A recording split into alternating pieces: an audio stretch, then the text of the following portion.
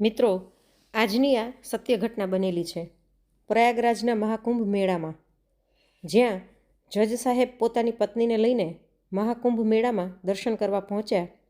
ત્યાં જ 15 વર્ષ પહેલાં તેમનો ખોવાયેલો દીકરો સાધુના વેશમાં દેખાણો. ત્યાર પછી જજ સાહેબ અને તેમની પત્નીએ જે કર્યું એ સાંભળીને તમારી આંખોમાં પણ આંસુ આવી જશે.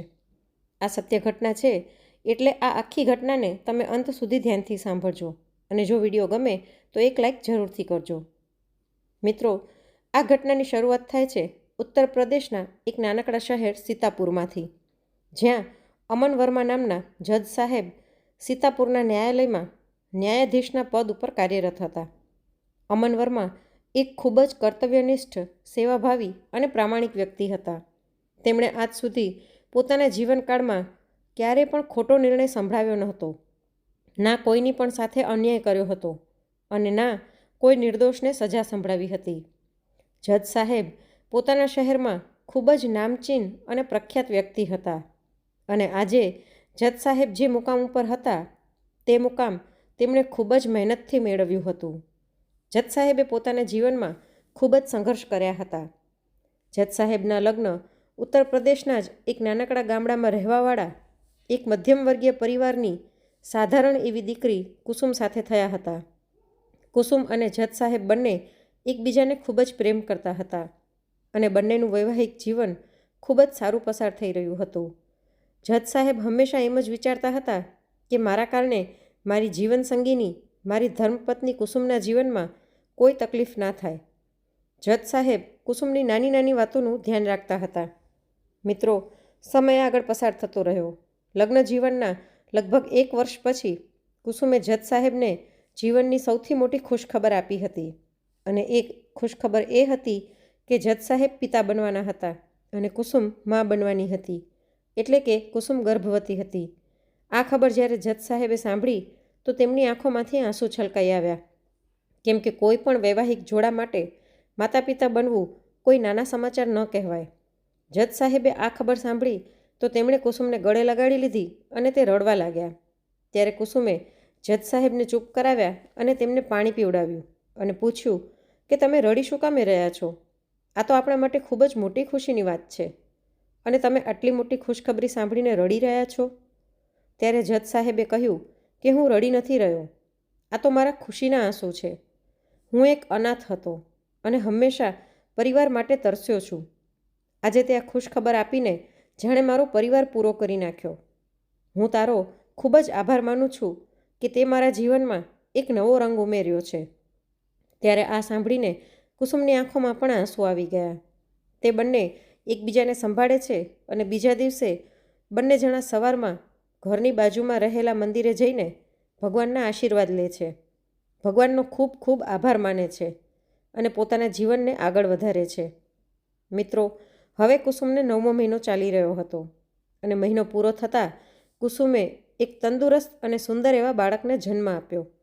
તે બાળક પૂરી રીતે અમન વર્મા ઉપર જ ગયો હતો અને અમન વર્માએ જ્યારે પહેલી વખત પોતાના દીકરાને જોયો અને તેને પોતાના હાથોમાં લીધો તો તેમની આંખોમાં ફરી આંસુ આવી ગયા અને કુસુમને કહેવા લાગ્યા કે આજે તે મને મારી જિંદગીની સૌથી કિંમતી અને અમૂલ્ય ભેટ આપી છે, એના માટે તારો ખૂબ ખૂબ આભાર.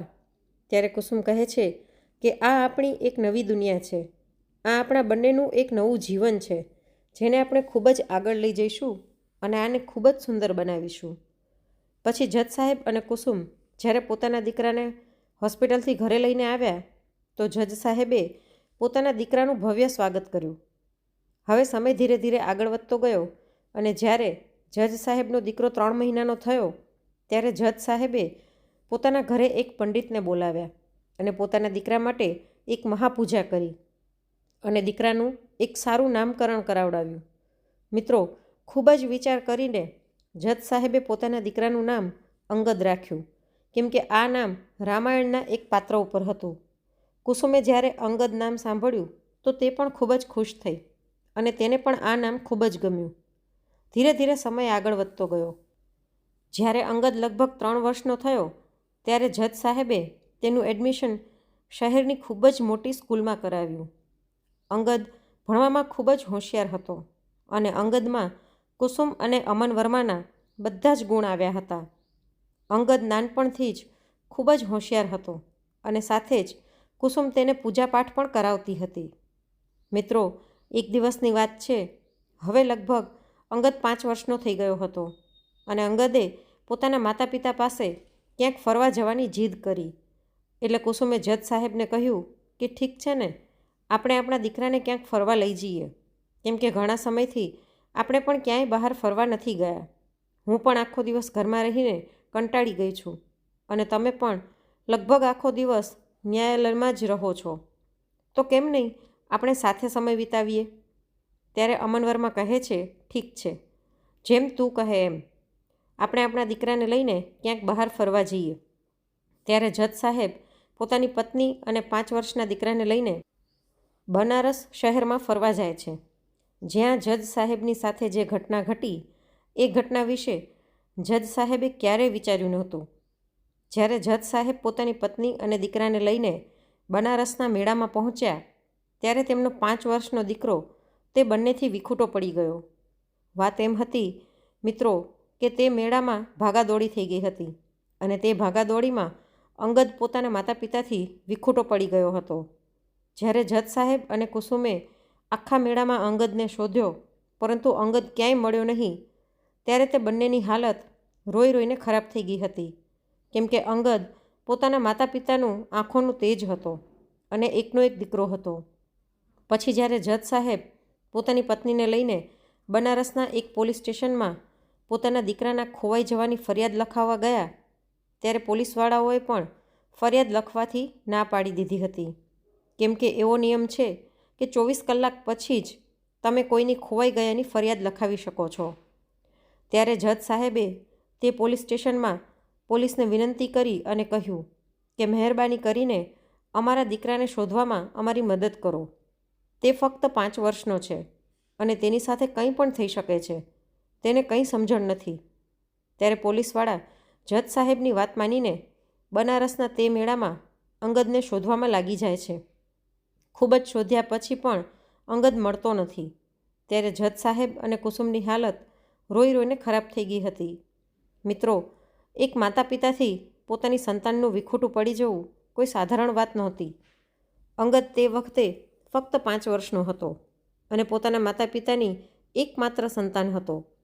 જ્યારે જજ સાહેબ અને કુસુમે આખા મેળામાં અંગદને શોધવાના મરણોપરાંત પ્રયત્ન કર્યા છતાં તે ન મળ્યો ત્યારે તેઓ થાકી હારીને પાછા પોતાના ઘરે આવી ગયા. કેમ કે તેમની મદદ કરવા માટે ત્યાં પોલીસ સિવાય બીજું કોઈ હતું નહીં. જજ સાહેબ અને કુસુમ તે આખા મેળામાં પોતાના દીકરાને શોધતા રહ્યા, પરંતુ આખરે તેમનો દીકરો ક્યાંય ન મળ્યો તે ન જ મળ્યો. ત્યાર પછી કુસુમે નક્કી કરી લીધું હતું કે તે ક્યારેય પણ બાળકને જન્મ નહીં આપે. કુસુમનો આ નિર્ણય સાંભળીને જજ સાહેબે તેને કહ્યું કે અરે, આ તો શું કહી રહી છે? શું આપણને આપણી એક બીજી નવી દુનિયાને આ દુનિયામાં લઈ આવવાનો અધિકાર નથી? કેમ કે મિત્રો, કુસુમને અંગદના ખોવાઈ જવાનો ખૂબ જ વધારે આઘાત લાગ્યો હતો. તે ખૂબ જ ઉદાસ હતી. પોતાનો વહાલ સોયો દીકરો જ્યારે ખોવાઈ ગયો હતો તો તે પૂરી રીતે ભાંગી પડી હતી. તે વખતે કુસુમનો વિશ્વાસ ભગવાન પરથી પણ ઉઠી ગયો હતો. મિત્રો, એક માની મમતા જ જાણે છે કે તેનો દીકરો તેનાથી દૂર થઈ જાય તો તેના ઉપર શું વીતે છે. જજ સાહેબે કુસુમને ખૂબ જ સમજાવી, પરંતુ કુસુમ માની નહીં અને ત્યાર પછીથી લઈને આજ સુધી કુસુમે ક્યારેય પણ બાળકને જન્મ આપ્યો નહીં. હવે એક દિવસ મિત્રો 18 જાન્યુઆરી 2025ના રોજ કુસુમે જજ સાહેબને કહ્યું કે મારે મહાકુંભના મેળામાં દર્શન કરવા જવું છે. ત્યારે જજ સાહેબે કહ્યું કે ઠીક છે, જેમ તું કહે તેમ હું કરીશ. કેમ કે મિત્રો, તે ખુશીથી વિખૂટા પડ્યા પછીથી જજ સાહેબ અને કુસુમની જિંદગી પૂરી રીતે બેરંગ થઈ ગઈ હતી. બંનેનું જીવન ખૂબ જ ઉદાસીભર્યું વીતી રહ્યું હતું. કેમ કે જ્યારે અંગદ તેમના ઘરમાં હતો ત્યારે તે ઘરનું વાતાવરણ જ કંઈક અલગ હતું. ચારે તરફ ઘરમાં ખુશીઓ હતી. જજ સાહેબ જ્યારે પણ ઓફિસથી ઘરે આવતા તો અંગદ માટે કંઈક ને કંઈક જરૂર લઈ આવતા હતા. જજ સાહેબ અને કુસુમે પોતાના દીકરાની ખુશીમાં કોઈ પણ કમી રાખી નહોતી. પરંતુ ભગવાનની મરજીને કોણ રોકી શકવાનું છે? જે કિસ્મતમાં હતું તે તો થઈ ગયું હતું.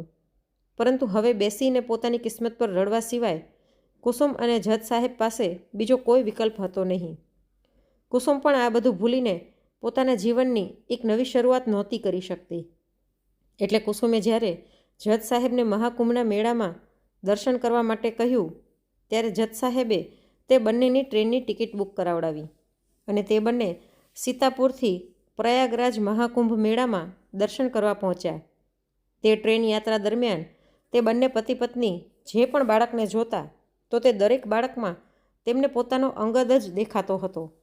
દોસ્તો, મહાકુંભનો મેળો આ વર્ષે લગભગ 144 વર્ષ પછી પૂર્ણ કુંભ લાગ્યો હતો અને આ કુંભની મહિમા ખૂબ જ અપરંપાર હતી.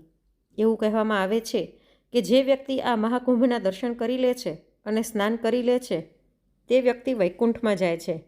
એટલા માટે આ કુંભને સાધારણ કુંભ નથી કહેવામાં આવતો. મિત્રો, લગભગ તે કુંભમાં 40થી 50 કરોડ લોકોના આવવાની આશંકા હતી. જજ સાહેબ પણ પોતાની પત્નીને લઈને તે કુંભના મેળામાં પહોંચ્યા અને તે મેળામાં ફર્યા. આજે કુસુમ થોડીક ખુશ હતી કેમ કે ઘણા સમય પછી તે બંને પતિ પત્ની આવી રીતે ક્યાંક ફરવા નીકળ્યા હતા. આ કુંભના મેળામાં ખૂબ જ મોટા મોટા સાધુ સંતો આવેલા હતા. જજ સાહેબ પોતાની પત્નીની સાથે તે કુંભ મેળામાં આવેલા પ્રત્યેક સાધુ સંતોના આશીર્વાદ લઈ રહ્યા હતા. તે કુંભ મેળામાં તેમણે શાહી સ્નાન પણ કર્યું હતું. એ કુંભના મેળામાં તેમણે ઘણી બધી વસ્તુઓ જોઈ હતી. ત્યારે કુસુમની નજર ત્યાં બેઠેલા એક સાધુ બાળક ઉપર પડે છે. જ્યારે કુસુમે તે સાધુ બાળકને ધ્યાનથી જોયો તો તેને પોતાના બાળકની યાદ આવી ગઈ. એટલે તે સાધુ બાળકની પાસે જઈને થોડીવાર બેસી ગઈ અને તેની સાથે વાતચીત કરવા લાગી. ત્યારે કુસુમે તે સાધુ બાળકની જમણી આંખ પાસે એક મોટો તલ જોયો અને બિલકુલ એવો જ તલ અંગદની જમણી આંખ પાસે પણ હતો. એટલે કુસુમે વાતોવાતોમાં તે સાધુ બાળકને પૂછ્યું કે તારા માતા પિતા કોણ છે અને તું અહીં શું કરી રહ્યો છે? ત્યારે તે સાધુ બાળકે જવાબ આપ્યો કે હું તો એક સાધુ છું. મારા કોઈ મા બાપ નથી. પરમાત્મા જ મારા માતા પિતા છે. ભગવાન જ મારા મા બાપ છે. આ સાંભળીને કુસુમના ચહેરા પર સહેજ સ્માઇલ આવી ગઈ અને મનમાં ને મનમાં વિચારવા લાગી કે આ બાળક કેટલો સુંદર છે અને તેના વિચાર પણ કેટલા સારા છે. હવે કુસુમ જ્યારે તે બાળકની આંખોમાં વારંવાર જોઈ રહી હતી ત્યારે કુસુમે જજ સાહેબને બોલાવ્યા. કુસુમે કહ્યું કે જરાક અહીં આવો અને આ બાળકને જુઓ. શું આ બાળક આપણા અંગત જેવો નથી લાગી રહ્યો? ત્યારે જજ સાહેબ કહે છે કે તું કેવી વાતો કરી રહી છે? આપણો અંગત તો ખબર નહીં ક્યાં છે. આપણાથી છૂટો પડે આજે લગભગ તેને 15 વર્ષ થઈ ગયા છે. ખબર નહીં તે ક્યાં હશે અને શું કરી રહ્યો હશે અને તે આજે જીવતો પણ હશે કે નહીં. આ સાંભળતા જ કુસુમ સહેજ ગુસ્સામાં જજ સાહેબને કહે છે કે બસ કરો. એક પિતા થઈને આ તમે કેવી વાતો કરી રહ્યા છો? આપણો દીકરો જ્યાં પણ હશે ખુશ હશે અને આપણો દીકરો આજે પણ જીવિત હશે.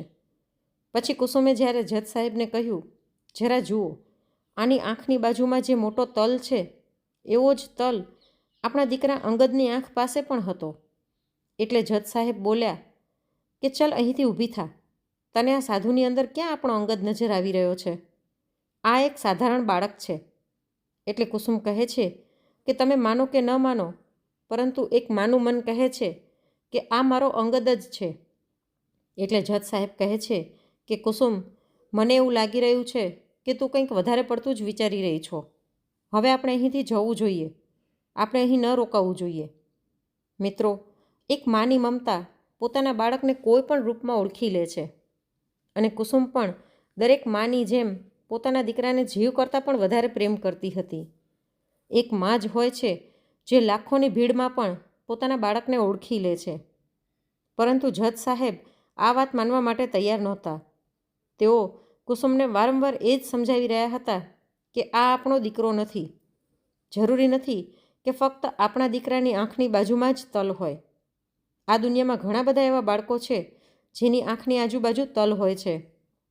ત્યારે કુસુમ જજ સાહેબની વાત નથી માનતી અને જીદ કરવા લાગે છે કે ના, મારું મન કહે છે કે આ આપણો અંગદ જ છે જે 15 વર્ષ પહેલાં બનારસના મેળામાં ખોવાઈ ગયો હતો. હવે જજ સાહેબ જે હતા એ આ વાત માનવા માટે તૈયાર નહોતા. તેઓ વારંવાર કુસુમને એ જ વાત સમજાવી રહ્યા હતા કે તે આપણો દીકરો નથી. આપણે અહીંથી જવું જોઈએ. આપણે બીજા ઘણા સાધુ સંતોના દર્શન કરવાના છે. બીજા પણ સાધુ સંતોના આશ્રમમાં જવાનું છે. પરંતુ કુસુમ ત્યાંથી ઊભા થવા માટે તૈયાર હતી નહીં. કુસુમ ઘણીવાર સુધી તે સાધુ બાળકની સામે બેઠી રહી અને વાતો કરતી રહી. તે વારંવાર જજ સાહેબને કહેતી રહી કે તમે માનો કે ન માનો, પરંતુ આ આપણો અંગદ જ છે.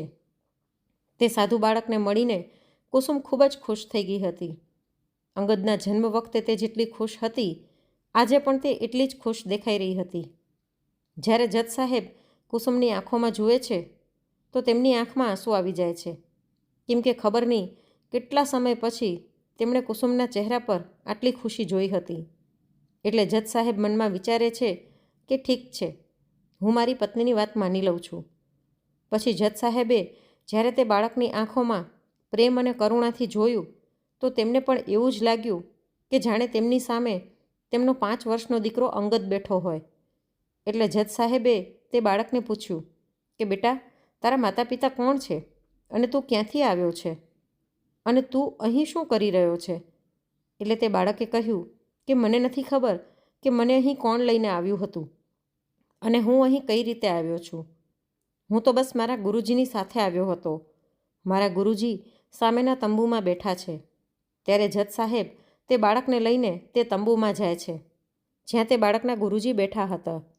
જ્યારે જજ સાહેબે તે ગુરુજીને પૂછ્યું કે ગુરુજી, આ બાળક કોનો છે અને આ તમારી પાસે ક્યાંથી આવ્યો? ત્યારે ગુરુજીએ કહ્યું કે આ બાળક મને બનારસના મેળામાં એક ઘાટના કિનારે રડતો દેખાણો હતો. જ્યારે મેં આ બાળકને તેના માતા પિતાનું નામ પૂછ્યું તો તેણે કંઈ પણ કહ્યું નહીં. જ્યારે હું આ બાળકને લઈને બનારસના પોલીસ સ્ટેશનમાં પહોંચ્યો ત્યારે પોલીસવાળાએ મને કહ્યું કે અમે આ બાળકને ન રાખી શકીએ.